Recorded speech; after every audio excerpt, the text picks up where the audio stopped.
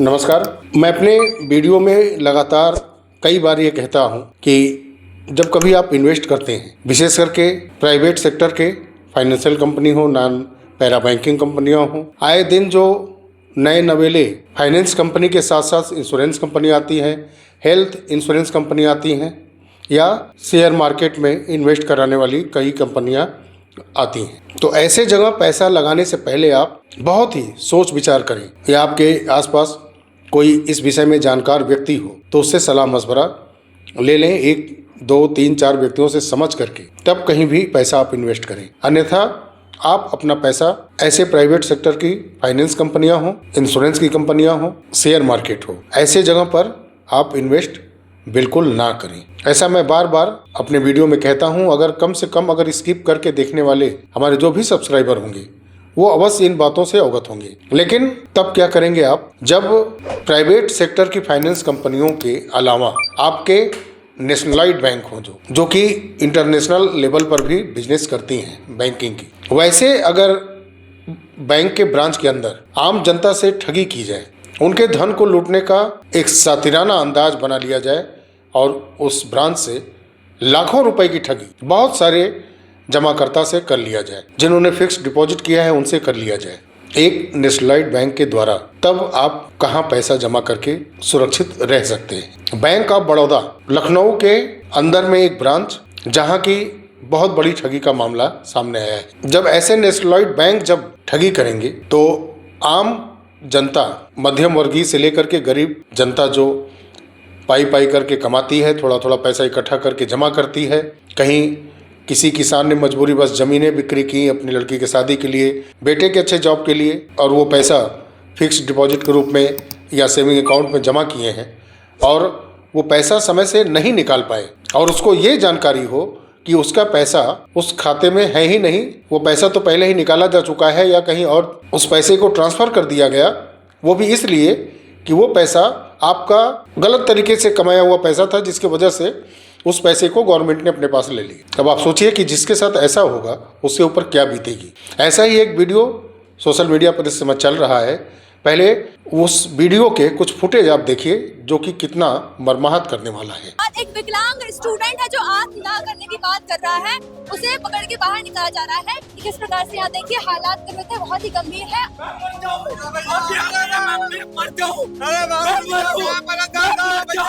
आप ये बताओ मैं मर जाऊं, मैं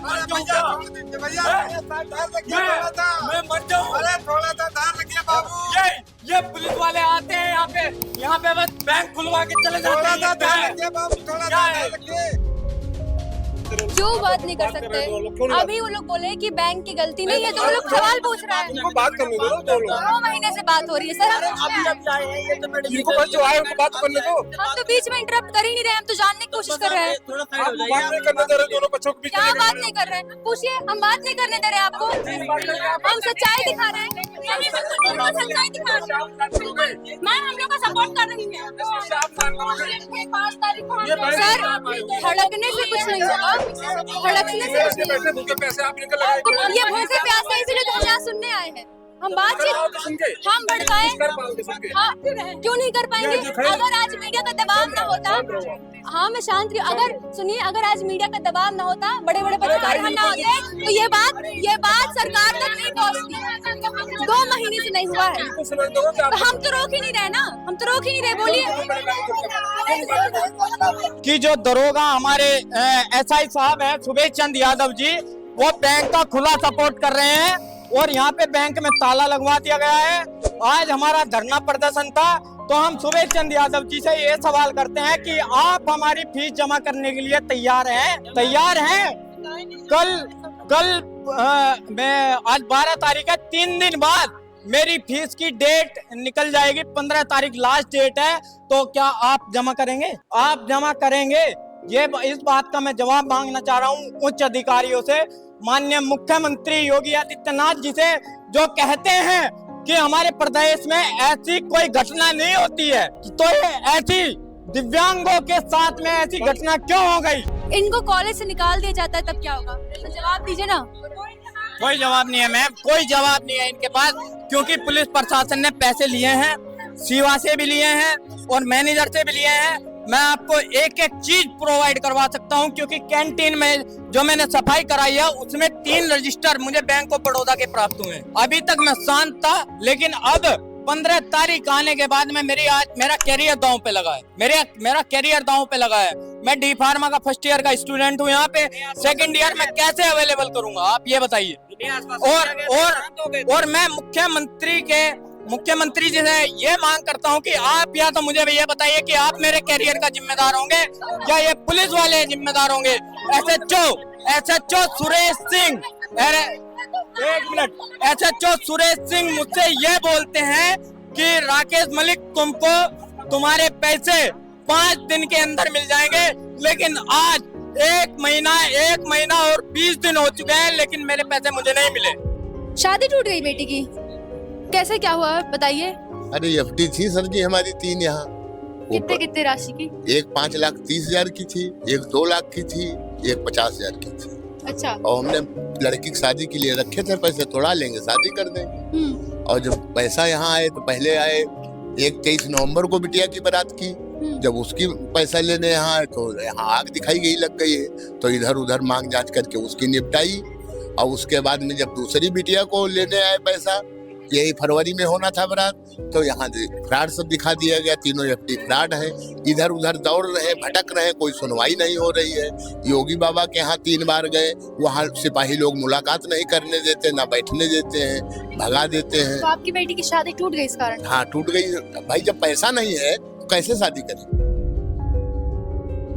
कितनी राशि आपकी गई है? मैं खेती बेच के 33,35,000 मेरा मतलब चला गया है। 4 एफडी थी 5-5 लाख की है, और 13,35,000 खाते में थे, वो भी निकाल लिए हैं। मेरे पास कुछ नहीं बचा है। मैं अपनी लड़की की शादी करने के लिए रखे थे, और घर बनाने के लिए रखे, बच्चों पढ़ाने के लिए रखे थे, और मेरे बच्चे स्कूल से निकाले जा रहे हैं। बताइए हम क्या करें, कहाँ जाए बताइए।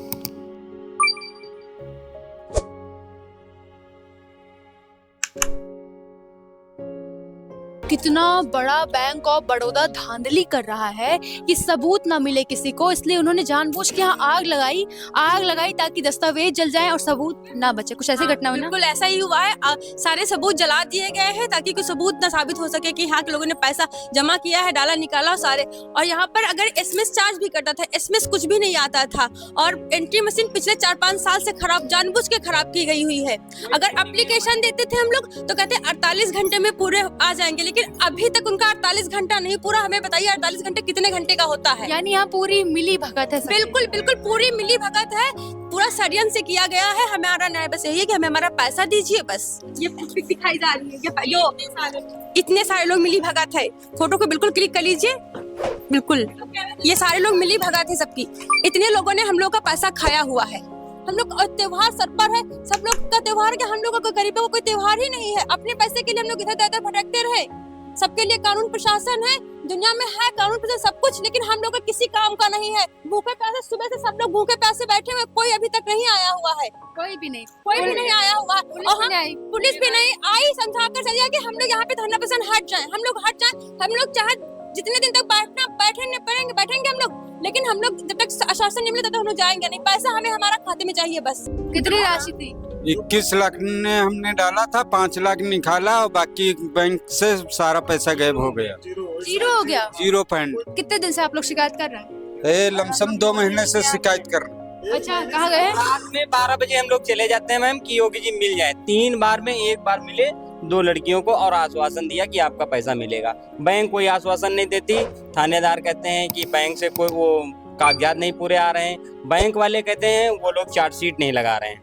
अब बताइए मैम हम लोग क्या करें? कौन बोलता है? लड़का बोलता है, उसका मानसिक भी रोगी है, वो दवा खाता है रोज शाम को, तब सोता है, पंचर काम करता है। तो आपको बोलता है पैसे दीजिए वरना आपको मार डालेंगे। हाँ और क्या, आपको कहता है तुमको मार देंगे, तुम हमारा पैसा कहाँ किए हो, कहाँ डाल दिए? जबकि आप बैंक में डलवाए थे। जबकि हम बैंक में डाले। बैंक में पैसा आता था, वो बना था, क्या कहते वो डिब्बा, एफडी नहीं, एफडी नहीं, वो रोज खाते में पेटीएम वाला पैसा आता था, उसको इकट्ठा करके हमने एफडी करवाई। योगी आदित्यनाथ जी से आप मिली हैं? जी मैं मिली थी, वहाँ गई थी मैं रात में 8 बजे वहाँ पहुँची थी जनता दरबार में। सुबह 8 बजे मुलाकात होनी थी। वहाँ पे भी जो है बहुत व्यवस्था अच्छी नहीं है। वहाँ के जो अधिकारी, मैं रात में 8 बजे गई थी। सुबह जो भी जिनका जान पहचान का है, वहाँ पुलिस अधिकारी जो वहाँ पे हैं, जो ड्यूटी पे तैनात हैं, हम लोग रात जाके वहाँ बैठ रहे हैं, उनसे मिलने के लिए अपनी समस्या ले जाते हैं। वो अपने जो जानने वाले हैं उनको बैठा देते हैं, उनको पहुँचा देते हैं। हम लोग जैसे लोगों को अंदर तक नहीं जाने देते हैं।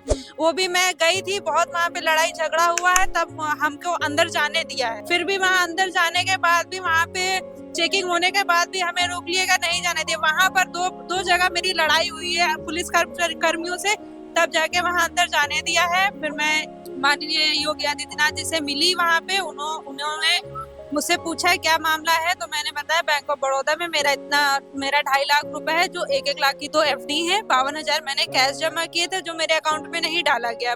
उसकी रिसीविंग मुझे दी गई, अकाउंट में पैसा नहीं डाला गया है। तो उनको बताया मैंने, तो उन्होंने कहा ठीक है। अपने मुख्य सचिव से कहा कि इस पर के आप कार्रवाई करिए और परेशान मत, तो ये पैसा मिलेगा। लेकिन पैसा तो हर कोई कहता मिलेगा, लेकिन अभी हम संतुष्ट नहीं है। वो यहाँ भी अगर थाने में किसी से कहीं भी जानकारी लेने के लिए जाते थाने या बैंक में, तो बोल रहे हैं कार्रवाई होती है। क्या कार्रवाई हो रही है? हम लोगों से कोई पूछताछ क्यों नहीं हो रही है? हमारा पैसा गमन हुआ है। कल अभी हमने यहाँ पे आके चेक किया, मेरा 2 लाख रुपए, अब मेरा 2 लाख रुपए 3 अकाउंट में इन्होंने ट्रांसफर किया बिना मेरे किसी साइन के। यहाँ जितने भी लोग पीड़ित हैं वो शटर बंद कर रहे हैं। शटर के अंदर स्टाफ है, गार्ड है और बाकी लोग हैं, और पुलिस उन्हें बाहर निकालने का काम कर रही है। लेकिन जनता इतनी नाराज है कि पुलिस और जनता के बीच विवाद हो रहा है लगातार, और देख पा रहे हैं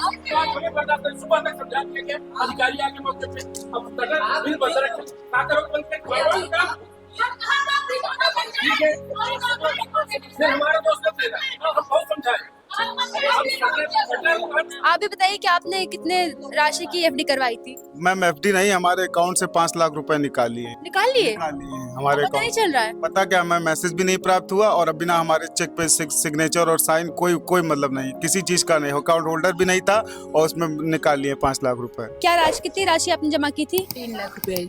आपने 3 लाख रुपए जमा किए थे? जी। अच्छा, क्या करती हैं आप? हम करते कुछ नहीं, हमारे पति का स्टूडेंट हुआ था, वो स्टूडेंटल वाला पैसा आया था, हमने उसको बिटिया के नाम एफडी करवाई थी। वो फर्जी बताई गई है, और हमारा पैसा हमारे अकाउंट से दूसरे अकाउंट में ट्रांसफर हो गया। अच्छा, दूसरे अकाउंट में ट्रांसफर? हाँ, अब हमको देखने वाला कोई नहीं, हमारा हस्बैंड भी नहीं, हमारे पास पैसे भी नहीं है, एक छोटी लड़की है। पति नहीं रह गए? नहीं, उनके स्टूडेंट हो गया था, उन्हीं का पैसा आया था स्टूडेंटल वाला, और वही पैसा हमारा एफडी करवाए थे, तो एफडी वो फर्जी बताई गई, हमारा पैसा निकल के दूसरे अकाउंट में चला गया। और हमारे पास एक लड़की है, उसको कहाँ से हम पढ़ाएं, कैसे हम क्या करें, कुछ समझ में नहीं आ रहा। आप क्या बता रही थी कि साइबर में आपने शिकायत की है? जी, करी है। अच्छा, आपकी कितनी राशि थी? 6 लाख रुपए। 6 लाख रुपए। क्या करते हैं आप? हमारे हस्बैंड ने जमीन बेची थी और मोबाइल की शॉप है। अच्छा जी, आपने नंद की शादी के लिए एफडी कराई थी, अकेले ही हम लोग घर के। कोई सुन नहीं रहा है? नहीं, कोई नहीं सुन रहा है। यहाँ सभी लोग, और भी आप लोगों से भी जानूंगी मैं। बेटिया हम 14 अक्टूबर का अपन जमीन बेचे थे 14 अक्टूबर का, और हमारा पैसा तीसरे दिन निकल गया वो खाता तेरे। अच्छा। हाँ, 24,53,000 खाता से खाता पैसा आवा है। अच्छा। हाँ, और 4 लाख के एफडी कराए थे। हाँ। वो रंजीत के जब यहाँ जांच करावा तो कहीं के रंजीत के खाता में पैसा दिखा रहा। हाँ, और इतना पैसा ये चला गया, हमारे आदमी का पैसा 3 लाख रुपया रहा है। हाँ। खाता में यहाँ उनके और नहीं हवा, 1 भी नहीं बचा? 1 रुपया नहीं बचा। और बिटिया क्या हमारे 70,000 रुपया रहा है, मैं यहाँ एफडी कराई ना, फर्जी एफडी दे दी। इस वीडियो से एक बात समझ में आ रही है कि समाज के प्रत्येक जन को शिक्षित सिर्फ होना ही जरूरी नहीं है, उनको एक पैसे वाला होना बहुत जरूरी है, एक रोआबदार जीवन शैली भी होना बहुत जरूरी है। अन्यथा ये समाज ठगेगी, सुकून से जीने नहीं देगा। पुलिस प्रशासन बैंक का पक्ष ले रहा है। अपने जीवन की कमाई जिस ब्रांच में बैंक ऑफ बड़ौदा के जमा किया गया है, उस पर कड़ी कार्रवाई करने की बजाय बैंक के कर्मचारियों को वहां के थाने पर ले जा करके बैठाने की बजाय, उनसे पूछताछ करने की बजाय वहां से भगाया जा रहा है, झटका जा रहा है, डांटा जा रहा है। लेडीज कांस्टेबल हो, जेंट्स पुलिस कांस्टेबल हो, एक वहां पर इंस्पेक्टर भी दिखे, तो सारे लोगों का टारगेट, चाहे वो प्यार से समझा रहे हो, फिर या डांट रहे हो, या फिर अपशब्दों का इस्तेमाल करके भगा रहे हो वहाँ से बैंक ऑफ बड़ौदा के उस ब्रांच के जमाकर्ताओं को, फिक्स डिपॉजिटर्स को। ये प्रशासन का बर्ताव समझ से परे है। इसीलिए मैं ये कह रहा हूँ कि एक रसूखदार रुतबेदार लोगों का ही बोलबाला है समाज में। आम लोगों को जैसे लगता है कि जीवन जीने का अधिकार ही नहीं है, उनके कमाए गए धन का कोई मोल ही नहीं है, क्योंकि हमारे समाज से ही बहुत ज़्यादा पढ़े लिखे शिक्षित लोग ही बहुत ही सातिराना ढंग से आम जनता को लूट रहे हैं। उनके कमाए गए धन को लूटा जा रहा है और हमारे राजनीतिक सफ़ेद पोशधारी नेता बहुत ही सातिराना ढंग से धर्म के नाम पर, जाति के नाम पर हमारे वोटों को भी अपना बना के अपना राजनीतिक करियर संवारे हैं। एक बहुत बड़ा शिक्षित समाज अपने ब्रेन का इस्तेमाल समाज कल्याण के लिए, लोगों के कल्याण के लिए, गरीब के कल्याण के लिए लगाने की बजाय उनको लूटने में लगा है। कभी वो प्राइवेट फाइनेंशियल कंपनियों के रूप में आ जाता है सामने, कभी उसी व्यक्तित्व के लोग सरकारी बैंकों के ब्रांचों में बैठे हैं और आम जनता से ठगी कर रहे हैं। और हमारा समाज शायद उचित नहीं समझता कि जो जागरूक हैं, जो समझदार हैं, वो आम लोगों को जागरूक करें, लोगों को इन ठगी करने वालों के चंगुल से बचाने का प्रयास करें। मेरे तरफ से ये प्रयास लगातार छोटे ही सही जारी रहेंगे और उम्मीद है कि हर सक्षम व्यक्ति अपने लेवल से प्रयास करेगा लोगों को जागरूक करने का, ताकि उनका पैसा बच सके और वो अपनी मेहनत की कमाई अपने परिवार के हित में ही लगा सके। कोई शिक्षित सातिर लुटेरा लूट के न जाने पाए। चलिए साथियों, मिलते हैं बहुत जल्द अगले वीडियो में। तब तक के लिए नमस्कार। जय हिंद, जय भारत, वंदे मातरम।